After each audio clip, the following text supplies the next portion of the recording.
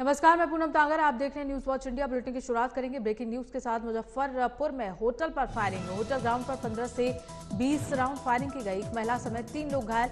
Police ने मौके से 13 खोखा जब्त किए। तो बड़ी खबर बिहार के मुजफ्फरपुर से, जहां होटल ग्राउंड में एक महिला समेत 3 लोग घायल हो गए। फायरिंग लगातार की गई बदमाशों द्वारा। मुजफ्फरपुर के सदर थाना के रेवा रोड में शनिवार की रात करीब 10:30 बजे होटल ग्राउंड और रेस्टोरेंट पर बाइक सवार 4 बदमाशों ने पिस्टल से अंधाधुंध 15 से 20 राउंड फायरिंग की। उस वक्त होटल में एक बच्चे की बर्थडे पार्टी चल रही थी। पार्टी में 35 लोग मौजूद थे। वहीं होटल के 14 कर्मचारी काम कर रहे थे। ताबड़तोड़ फायरिंग से होटल में भगदड़ मच गई। फायरिंग में होटल के शीशे टूट गए, कई स्थानों पर छेद हो गया। कांच के टुकड़े से एक महिला सहित 3 लोग घायल हो गए। अन्य किसी को गोली लगने की सूचना नहीं है। सूचना मिलने के बाद सदर थाना अध्यक्ष कुंदन कुमार पुलिस बल के साथ पहुंचे। पुलिस ने घटनास्थल से 13 खोखा जब्त किए हैं। थाना अध्यक्ष ने बताया कि होटल पताही के प्रिंस ठाकुर का है। घटना के कारण का पता लगाया जा रहा है। होटल मालिक के संबंध में कुछ भी नहीं बता रहे हैं। आशंका ये जताई जा रही है कि आपसी विवाद को लेकर फायरिंग की गई। होटल और उसके आसपास के शीशे कैमरे को खंगाला जा रहा है।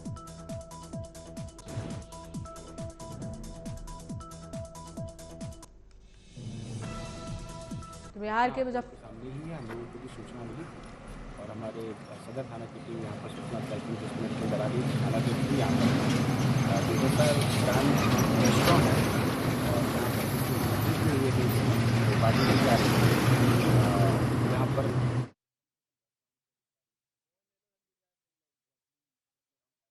संजीव राय हमारे साथ बने हुए हैं। संजीव, एक बार फिर से बिहार के दूसरे जिले में इस तरह की घटना देखने को मिली, फायरिंग की गई है, क्या है पूरा मामला? देखिए, पूरा मामला जो है मुजफ्फरपुर के भगवानपुर फर्दोगोला का मामला है और देर रात अपराधियों ने एक तांडव किया है जिसमें 15 से 20 राउंड फायरिंग की गई है। और जो जानकारी मिल रही है कि उस पूरे ये जो मामला था, बर्थडे पार्टी चल रहा था और उस बर्थडे पार्टी में एक बच्चे का बर्थडे था और उसमें देर रात जो है कई अपराधी आते हैं और ताबड़तोड़ फायरिंग करते हैं और वहीं उसके बाद अफरा तफरी मच गया।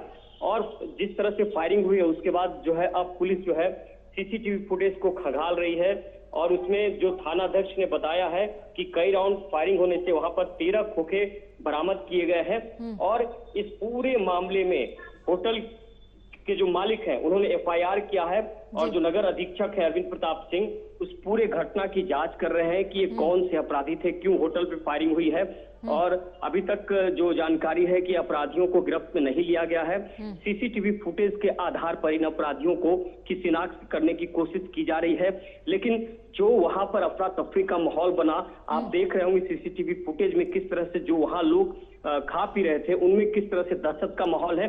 तो ये बिहार में जो स्थितियां बनी हुई है, हर दिन कहीं न कहीं अपराधी इतना बेखौफ है कि कहीं भी किसी भी घटना को अंजाम दे रहे हैं। और सरकार जो है, बिहार में जो सरकार है जिसके मुखिया नीतीश कुमार हैं, वो अब सोचना होगा कि आखिर इस तरह की जो आपराधिक घटनाएं हो रही है उसको कैसे रोका जाए। क्योंकि खुलेआम बालू माफिया की बात करें, अपराधियों की बात करें, पत्रकारों की मौत की बात करें, पुलिस की हत्या की बात करें, तो ये बिल्कुल साफ अब हो गया है कि आखिर लॉ एंड ऑर्डर जो कानून व्यवस्था में बैठे लोग हैं या डीजीपी जो बिहार के हैं वो क्या कर रहे हैं। तो डीजीपी जो मुखिया है बिहार के, पुलिस मुखिया, वो आखिर किस तरह की जो कानून व्यवस्था है, जो धरपकड़ है, हालांकि ठीक है सरकार ने ये कोशिश जरूर की है कि अपराधियों को सलाखों के पीछे भेजा भी जा रहा है, लेकिन इस तरह से बिहार में खुलेआम जो अपराध हो रहा है इस पर कई सारे सवाल भी खड़े हो रहे हैं।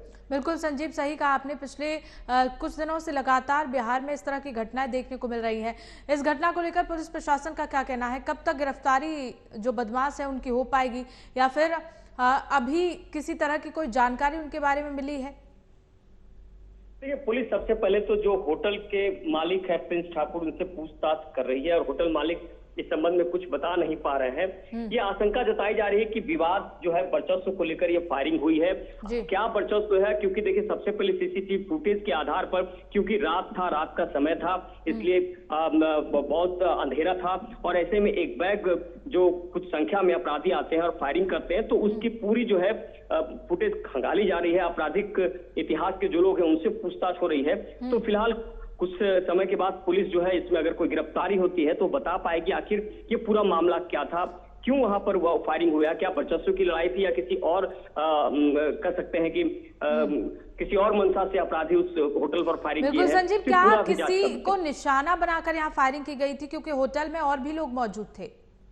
बिल्कुल, मैं यही कह रहा हूं कि इसमें होटल पे अपराधियों के फायरिंग, क्योंकि बर्थडे पार्टी था, जो जानकारी मिल रही है बर्थडे पार्टी मनाई जा रही थी, क्या उसको लेकर उन्होंने फायरिंग किया या फिर होटल मालिक या जो अपराधी हैं उनसे कुछ विवाद था या फिर क्या कुछ कारण थे, इसको लेकर अभी पुलिस जो है इस मामले की जांच कर रही है। अभी तक कोई अपराधी गिरफ्त में नहीं आए हैं, लेकिन ये एक तरह से कह सकते हैं खुलेआम अपराध का तांडव है। तो जब इसमें हमें अपडेट आएगा तो बिल्कुल हम इसे बताएंगे कि आखिर क्या अपराधी थे, क्या इसके पीछे की मंशा थी और क्या कुछ कारण था। जी चलिए संजीव, बहुत बहुत शुक्रिया तमाम जानकारी साझा करने के लिए। इसी बीच एक और बड़ी खबर का रुख कर लेते हैं। लोकसभा चुनाव 2024 को लेकर बीएसपी में मंथन। आज और कल बीएसपी सुप्रीमो ने बैठक बुलाई है। प्रदेश के सभी कोऑर्डिनेटर को बुलाया गया, लखनऊ बुलाया गया है। 2 शिफ्टों में ये बैठक रखी गई है। तो बड़ा मंथन बीएसपी की ओर से 2024 के लोकसभा चुनावों को लेकर 2 शिफ्टों में बैठक की जाएगी और इसी को लेकर कोऑर्डिनेटर को लखनऊ बुलाया गया है। लखनऊ में बैठक होनी है। लोकसभा चुनाव 2024 को लेकर बीएसपी में मंथन जारी। आज और कल बीएसपी सुप्रीमो ने 2 दिन बैठक बुलाई है। प्रदेश के सभी कोऑर्डिनेटर को बुलाया गया है और 2 शिफ्टों में ये बैठक होगी और 2024 लोकसभा चुनावों को लेकर इस बैठक में मंथन किया जाएगा। तो 2024 के लोकसभा चुनाव नजदीक है, ऐसे में हर पार्टी पूरी तरह से अपनी तैयारियों में जुटी हुई है। तो वहीं बीएसपी भी अब एक्टिव मोड में नजर आ रही है। बीएसपी ने कोऑर्डिनेटर्स को लखनऊ बुलाया है। आज और कल लगातार ये बैठक होगी। 2 शिफ्टों में बैठक की जानी है। लोकसभा 2024 को लेकर इस बैठक में मंथन किया जाएगा। प्रदेश के सभी कोऑर्डिनेटर्स को बुलाया गया है। इसी खबर को लेकर हमारे सहयोगी सिद्धार्थ हमारे साथ जुड़ गए हैं। सिद्धार्थ, बीएसपी भी अब एक्टिव मोड में नजर आ रही है। हालांकि बीएसपी ने किसी तरह से साफ नहीं किया है कि वो किस गठबंधन की तरफ से है। हालांकि वो यही कहती आई है कि वो अकेले चुनाव लड़ेगी। जी बिल्कुल, बीएसपी की कल महत्वपूर्ण बैठक और इस बैठक पर कोऑर्डिनेटर बुलाए गए। कोऑर्डिनेटर अलग जितने कोऑर्डिनेटर हैं उनको अलग अलग बुलाया गया, अलग अलग समय में बैठक की जाएगी। देखिए, सीधा बसपा सुप्रीमो ने अब एक मैसेज पास आउट कर दिया है कि आपको काम होगा, ये आना होगा लोगों के बीच में जाकर हमने काम किया सरकार तो कहीं ना आपके लिए करते थे। देखिए, सबसे है कि मूल वोटर है बसपा का, वो इस समय खिसक चुका है। ये बसपा अच्छी तरीके से जानते, चाहे विधानसभा चुनाव के रिजल्ट देखिए, चाहे लोक चुनाव के रिजल्ट देखिए। अब में साफ था कि बीएसपी का जो मूल वोटर है वो चला गया है। इस समय बीएसपी का साथ छोड़ बीजेपी के साथ साफ दिख रहा है। तो कहीं ना कहीं से मालूम होगा कि आपको अपने वोटर की वापसी करानी है। यही मायावती पास आउट कर रही हैं। ये लगातार ये चीज बताई जाए, अब जिला अध्यक्ष से लेकर कोऑर्डिनेटर तक सबकी जिम्मेदारी है। एक सबसे पिछले चुनाव में बसपा सुप्रीमो साथ जानते हैं कि निकाय चुनाव में कहीं कहीं प्रत्याशी मिले थे, तो बसपा ये भी समझ रही है कि ऐसा ना हो कि बसपा में प्रत्याशी ही ना मिले। ये भी एक बहुत बड़ी दिक्कत है सामने बीएसपी के। तो काफी संघर्षों का समय है इसमें के लिए। जी बिल्कुल बिल्कुल सिद्धार्थ, चलिए बहुत बहुत शुक्रिया सिद्धार्थ हमारे साथ जुड़ने के लिए। और इसी बीच अगली खबर का रुख करेंगे। हिमाचल प्रदेश इन दिनों त्रासदी से गुजर रहा है। बीते दिनों प्रदेश में हुई बारिश की वजह से आम जनजीवन अस्त व्यस्त हुआ है। बीजेपी के राष्ट्रीय अध्यक्ष जेपी नड्डा आज हिमाचल प्रदेश के दौरे पर आ रहे हैं। इस दौरान वो भारी बारिश, बाढ़ और भूस्खलन से प्रभावित इलाकों का दौरा करेंगे। नड्डा प्रभावित परिवारों से मुलाकात भी कर सकते हैं। जगत प्रकाश नड्डा का सिरमौर, शिमला और बिलासपुर जाने का कार्यक्रम है। यहाँ वो आपदा प्रभावित परिवारों से मुलाकात करेंगे। इसके बाद जेपी नड्डा तकरीबन 11 बजे शिमला पहुंचेंगे। यहाँ वो समर हिल की शिव बावड़ी के घटनास्थल का दौरा करेंगे। इस जगह अब तक 16 शव बरामद किए जा चुके हैं।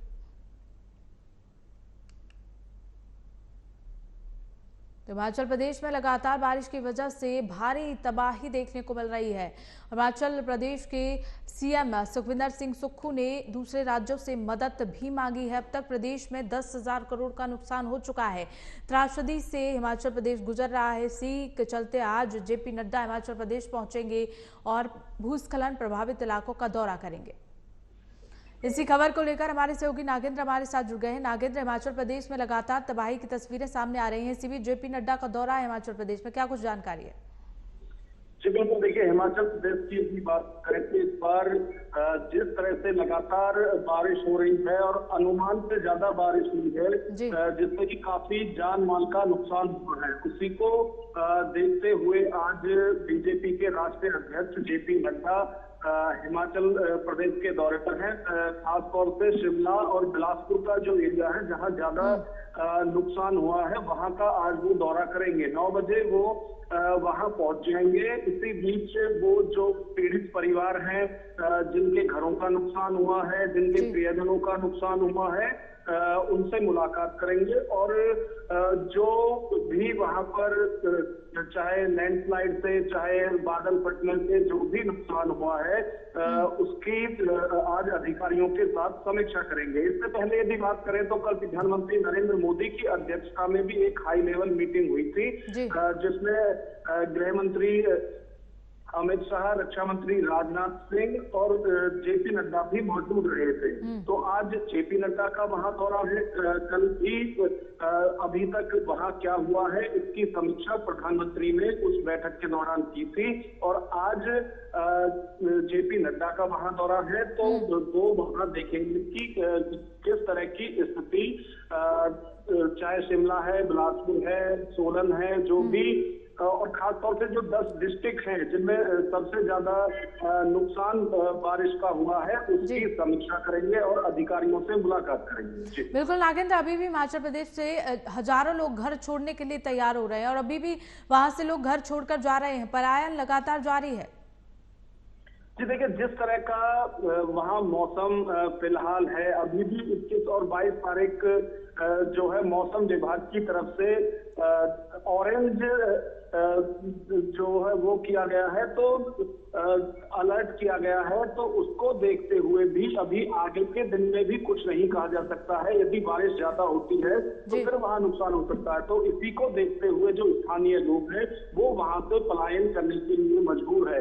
हालांकि प्रदेश सरकार की तरफ से भी व्यवस्था की गई है, लोगों को सुरक्षित स्थानों पर पहुंचाया जा रहा है, लेकिन फिर भी कुछ लोग ऐसे हैं जो कि अपने घरों को अभी भी छोड़ने को तैयार नहीं है। लेकिन अभी जिस तरह का अलर्ट मौसम विभाग की तरफ से है, न सिर्फ केंद्र सरकार बल्कि राज्य सरकार भी अलर्ट पर है। चाहे एनडीआरएफ की टीम की बात करें, एसडीआरएफ की टीम की बात करें, लोकल जो प्रशासन है उसकी बात करें, सभी को अलर्ट पर रखा गया है। खासतौर से 21 और 22 अगस्त की जो डेट मौसम विभाग की तरफ से दी गई है उसमें अनुमान ये लगाया गया है कि बादल फटने की और लैंडस्लाइड होने की घटना फिर से इन क्षेत्रों में हो सकती है। बिल्कुल नागेंद्र, अगर शिव मंदिर की बात की जाए तो वहां अब तक 16 शव बरामद कर लिए गए हैं। अभी की ताजा स्थिति क्या बनी हुई है राहत बचाव कार्य को लेकर? जी बिल्कुल, देखिए राहत बचाव कार्य चाहे एसडीआरएफ की टीम है, चाहे एनडीआरएफ की टीम है, लोकल जिला प्रशासन है, पूरी जो मदद है वो वहां लोगों की जा रही है। लगभग दर्जनों लोगों के अभी भी लापता होने की जो खबर है वो वहां से आ रही है। लगातार तलाश लोगों की जा रही है। तो प्रशासन, सरकार, चाहे राज्य सरकार हो चाहे केंद्र सरकार हो, दोनों की तरफ से जिस तरह की जो सहायता हो सकती है वो वहां की जा रही है। तो चाहे स्थानीय प्रशासन की बात करें, सरकार की बात करें, सभी की तरफ से जो कोशिश है, जो हेल्प है वो वहां लोगों की जा रही है। खास तौर से लोगों को वहां से कुछ लोग खुद पलायन कर रहे हैं और कुछ लोगों को सरकार की तरफ से सुरक्षित स्थानों पर पहुंचाया जा रहा है। बिल्कुल नागेंद्र, जिस तरह से भूस्खलन और लगातार बारिश की वजह से वहां यातायात भी प्रभावित हुआ है, इसे लेकर क्या हालात बने हुए हैं? देखिए, यदि ट्रांसपोर्ट की बात करें, यातायात की बात करें, हाईवे की बात करें, तो बहुत ज्यादा लैंडस्लाइड से नुकसान हुआ है। नेशनल हाईवे 5 से लेकर और जो छोटे बड़े स्टेट के जो रोड हैं, लगभग 105 जो रोड हैं वो बिल्कुल खस्ता हाल हो गए हैं। हालांकि जो स्थानीय प्रशासन है, सरकार है, उसकी तरफ से जेसीबी लगाकर जो रोड्स हैं उनको खोदा जा रहा है, लेकिन फिर भी बहुत ज्यादा दिक्कतें इस वक्त पहाड़ी क्षेत्रों में है। खासतौर से हिमाचल प्रदेश की यदि बात करें तो जो पर्वतीय क्षेत्र है वहाँ काफी दिक्कत लोगों को बादल फटने की वजह से या फिर लैंडस्लाइड की वजह से हो रही है। लोग यदि जाना भी चाहते हैं तो भी बहुत प्रॉब्लम है रोड जो ब्लॉक है उनकी वजह से। तो सरकार की तरफ से कोशिश लगातार की जा रही है, प्रशासन की तरफ से कोशिश की जा रही है। देखना ये है कि यदि आगे मौसम साफ रहता है तो स्थिति को काबू में लाया जा सकता है। लेकिन फिलहाल जिस तरह से मौसम विभाग की तरफ से भी अलर्ट जारी किया गया है उसको देखकर अभी भी दिक्कतें वहां लोगों की कम नहीं हो रही है। पूनम जी, चलिए नागेंद्र, बहुत बहुत शुक्रिया तमाम जानकारी साझा करने के लिए। इस बीच अगली खबर का रुख कर लेते हैं। मध्य प्रदेश विधानसभा चुनाव में बीजेपी ने अपनी तैयारी तेज कर दी है। चुनाव के काउंटडाउन के साथ ही प्रदेश की सियासत भी गरमा रही है। आज केंद्रीय गृह मंत्री अमित शाह एक बार फिर भोपाल आ रहे हैं। शाह शिवराज सरकार के 18.5 साल का रिपोर्ट कार्ड जारी करेंगे। इस रिपोर्ट कार्ड को गरीब कल्याण महाअभियान नाम दिया गया है। इसके बाद शाह ग्वालियर जाएंगे और बीजेपी प्रदेश कार्य समिति की बैठक में भाग लेंगे। केंद्रीय गृह मंत्री अमित शाह रविवार दोपहर 12 बजे भोपाल एयरपोर्ट पहुंचेंगे। यहां से 12:25 पर कुशाबाहु ठाकरे सभागार में प्रदेश सरकार के गरीब कल्याण महाअभियान 2003 से 2023 के रिपोर्ट कार्ड को लॉन्च करेंगे। तो आज मध्य प्रदेश में विधानसभा चुनाव को लेकर अलर्ट मोड पर बीजेपी नजर आ रही है। 18.5 साल का रिपोर्ट कार्ड आज बीजेपी पेश करेगी। इसे गरीब कल्याण महाअभियान नाम दिया गया है। रिपोर्ट कार्ड पेश करने के लिए केंद्रीय गृह मंत्री अमित शाह आज फिर भोपाल पहुंचेंगे। शाह यहां भोपाल के साथ ग्वालियर भी जाएंगे। वहां वो बीजेपी के प्रदेश कार्य समिति बैठक को संबोधित करेंगे और शाह के दौरे को देखते हुए प्रशासन पूरी तरह से अलर्ट है। इसी खबर को लेकर हमारे सहयोगी अवनेंद्र हमारे साथ जुड़ गए। अवनेंद्र, गृह मंत्री अमित शाह भोपाल पहुंच रहे हैं। ऐसे में 18.5 साल की उनकी जो रिपोर्ट कार्ड है वो जनता के सामने पेश किया जाएगा। जी पूनम, बिल्कुल देखिए, गृह मंत्री अमित शाह आज मध्य प्रदेश दौरे पर रहेंगे और शिवराज सरकार का जो रिपोर्ट कार्ड है वो जारी करेंगे। गृह मंत्री अमित शाह एक बार फिर से भोपाल आ रहे हैं और सरकार के जो है 18.5 साल रिपोर्ट कार्ड जारी करेंगे। इस रिपोर्ट कार्ड में गरीब कल्याण महाअभियान का नाम दिया गया है। इसके बाद ग्वालियर जाएंगे और भाजपा की कार्य समिति की बैठक में भी भाग लेंगे। गृह मंत्री अमित शाह आज दोपहर 12:10 पर जो है भोपाल एयरपोर्ट पहुंच जाएंगे, जहां से वो 12:25 पर ठाकरे सभागार में प्रदेश सरकार के गरीब कल्याण महाअभियान 2003 से 2023 के रिपोर्ट कार्ड को लॉन्च करेंगे। अमित शाह दोपहर 2:40 पर जो है भोपाल एयरपोर्ट से ग्वालियर के लिए रवाना होंगे। वहां से 3:35 पर ग्वालियर पहुंचेंगे जी। फिर वो 3:55 पर अटल बिहारी वाजपेयी सभागार जाएंगे। जी बिल्कुल अवनेंद्र, अमित शाह के दौरे को लेकर प्रशासन की ओर से क्या कुछ इंतजाम देखने को मिल रहे हैं? बिल्कुल देखिए, प्रशासन की ओर से जो है अमित शाह के दौरे को लेकर अगर ग्वालियर पुलिस की बात की जाए तो पूरी तरीके से अलर्ट है। तमाम जो एयरपोर्ट है उनसे सुरक्षा की व्यवस्था कर दी गई। रूट की बात करते हैं तो रूट भी कुछ रूट डिवाइड कर दिए गए हैं। तो इस तरीके से जो है प्रशासन की तरफ से भी है सुरक्षा के पूरे इंतजाम कर लिए गए। तमाम तरीके से जो इंतजाम है वो सारे तैयार कर लिए गए। शिवराज सिंह सरकार की भी अगर बात करते हैं तो उनके भी जो है जो दावे हैं और जो कहा जाए वो सारे पूर्ण कर लिए गए हैं। बिल्कुल बिल्कुल अवनेंद्र, गृह मंत्री अमित शाह के साथ साथ इस अभियान में कौन कौन से बड़े नेता शामिल होंगे? जी बिल्कुल देखिए, गृह मंत्री अमित शाह के साथ में जो अगर नेताओं की बात की जाए तो नेता जो है भोपाल के जो पहले बात तो मुख्यमंत्री जो शिवराज सिंह चौहान है वो भी रहेंगे, प्रदेश अध्यक्ष रहेंगे और जो बीजेपी के बड़े नेता हैं ग्वालियर के बात की जाए मध्य प्रदेश के। चलिए ठीक है अवनेंद्र, बहुत बहुत शुक्रिया तमाम जानकारी साझा करने के लिए। तो वहीं दक्षिण भारत के सुपरस्टार रजनीकांत उत्तर प्रदेश के दौरे पर हैं। शनिवार को वो लखनऊ पहुंचे और मुख्यमंत्री योगी आदित्यनाथ से मिले। इस दौरान सुपरस्टार ने पैर छूकर योगी आदित्यनाथ का आशीर्वाद लिया। आज रजनीकांत अयोध्या जाएंगे और रामलला के दर्शन करेंगे। इसके साथ ही वो समाजवादी पार्टी के प्रमुख अखिलेश यादव से भी मिलेंगे। मिलने का भी उनका कार्यक्रम है। रजनीकांत कितने बड़े सुपरस्टार हैं ये बताने की जरूरत नहीं है। अपनी फिल्मों से सिनेमाघरों में धमाल मचा देने वाले रजनीकांत इन दिनों अपनी फिल्म जेलर को लेकर चर्चा में बने हुए। इस फिल्म को रिलीज हुए अभी कुछ ही दिन हुए हैं और फिल्म ने 400 करोड़ से ज्यादा की कमाई कर ली है। न सिर्फ भारत बल्कि वर्ल्ड वाइड फिल्म का क्रेज देखा जा रहा है। अपनी फिल्म जेलर की सफलता के बाद साउथ सुपरस्टार रजनीकांत 4 धाम की यात्रा पर निकले हैं। बीते दिन रजनीकांत अपनी पत्नी लता रजनीकांत के साथ यूपी के मुख्यमंत्री योगी आदित्यनाथ से मिलने लखनऊ पहुंचे। यहाँ उन्होंने राज्य के डिप्टी सीएम केशव प्रसाद मौर्य के साथ मुलाकात की, उनके साथ फिल्म जेलर देखी और उसके बाद वो योगी आदित्यनाथ से मिलने उनके घर रेजिडेंस पहुंचे। रजनीकांत आज समाजवादी पार्टी के अध्यक्ष अखिलेश यादव से भी मुलाकात कर सकते हैं और साथ ही साथ आज रजनीकांत अयोध्या पहुंच रहे हैं। वहां पहुंचकर रामलला के दर्शन पूजन रजनीकांत करते हुए नजर आएंगे।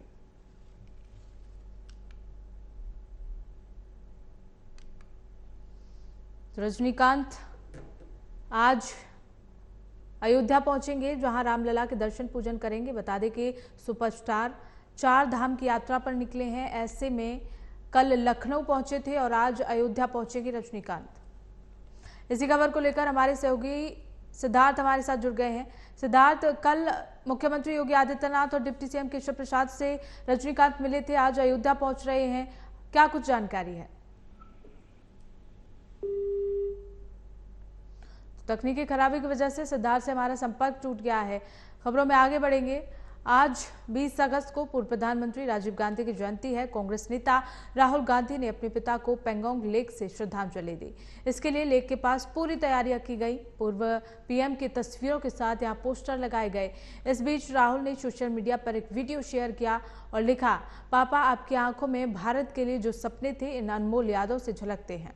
आपके निशान मेरा रास्ता है, हर हिंदुस्तानी के संघर्षों और सपनों को समझ रहा हूँ, भारत माँ की आवाज़ सुन रहा हूँ। राजीव गांधी को याद करने के लिए बड़ी संख्या में लोगों के भीड़ भी यहाँ जुटी और सभी ने पूर्व प्रधानमंत्री राजीव गांधी को श्रद्धांजलि दी।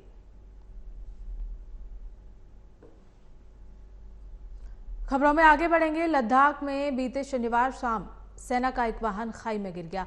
इस हादसे में 8 जवानों की मौत हो गई, जबकि 2 घायल हो गए। हादसा क्यारी शहर से 7 किलोमीटर दूर कारू गैरीसीन के पास हुआ। जानकारी मिलते ही सेना ने रेस्क्यू ऑपरेशन शुरू कर दिया।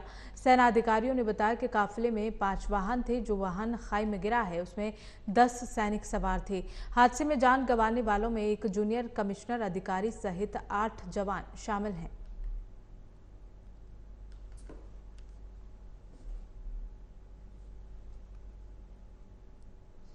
चंद्रयान 3 23 अगस्त को शाम 5:47 पर चांद के साउथ पोल पर उतरेगा।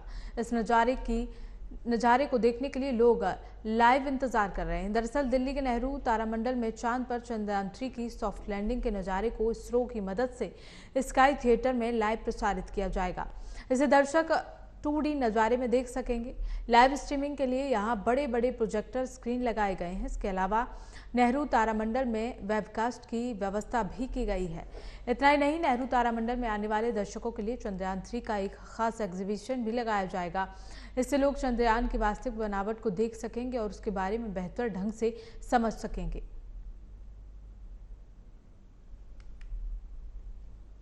तो वहीं राष्ट्रीय हिंदू दल संगठन ने काशी के महामृत्युंजय मंदिर में चंद्रयान 3 की सफल लैंडिंग और इसरो के वैज्ञानिकों की सफलता की कामना के लिए हवन किया।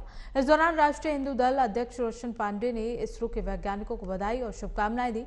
रोशन पांडे ने कहा कि सनातन धर्म लाखों वर्षों से चंद्रमा को जल तत्व का कारक ग्रह और सनातन धर्म में वर्णित नवग्रह में से एक प्रत्यक्ष देवता माना गया है। प्राचीन वैदिक काल से ही प्रकृति और परमात्मा के प्रतीक के रूप में जिन देवताओं की पूजा की जाती है उनमें सूर्य, अग्नि, वरुण, वायु, पृथ्वी, इंद्र और चंद्रमा प्रमुख हैं। फिलहाल खबरों में बस इतना ही। देखते रहिए न्यूज़ वॉच इंडिया।